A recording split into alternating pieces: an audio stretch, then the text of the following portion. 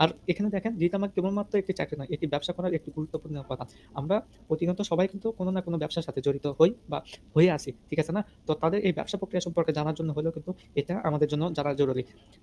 আপনি দেখা যাইতেছে অনেকে আছে আপনার ফ্রেন্ড লিস্টে অনেকে থাকতে পারে যার একটা ক্লথ বিজনেস আছে বা পোশাক-আশাকের বিজনেস আছে। বাট সে আ কোথায় সেল করবে এমন কোনো ওয়ে পাইতেছে না।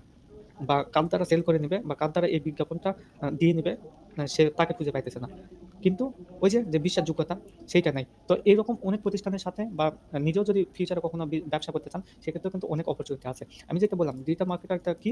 ডিজিটাল উপায়ে মার্কেটিং করা। তো এই মার্কেটিংটা কারা করায়? এটা কোনো প্রতিষ্ঠান করায়। প্রতিষ্ঠান করায় বা কোনো ব্যক্তি করায় যার টাকা আছে বা তার বিজনেস আছে কিন্তু তার সময় নাই। তো সে কিন্তু আপনাকে হায়ার করে এখানে কাজ করাইতেছে। তো এখন আপনি চিন্তা করেন আপনি অন্যের বিজনেসে সময় দিতেছেন। তো সেম সেম কাজই কিন্তু আপনি নিজের বিজনেসে করতে পারেন। বা সেম কাজ আপনি অন্যকে সার্ভিস দিতে পারেন। সেটা হতে পারে মার্কেট প্লেস, সেটা হতে পারে আউট অফ মার্কেট প্লেস, সেটা হতে পারে লোকাল মার্কেটে, সেটা হতে পারে আপনার আশেপাশের মানুষদের, সেটা হতে পারে আপনার বিজনেসে। তো বিভিন্ন রকম অপরচুনিটি কিন্তু আছে এই সেক্টরে।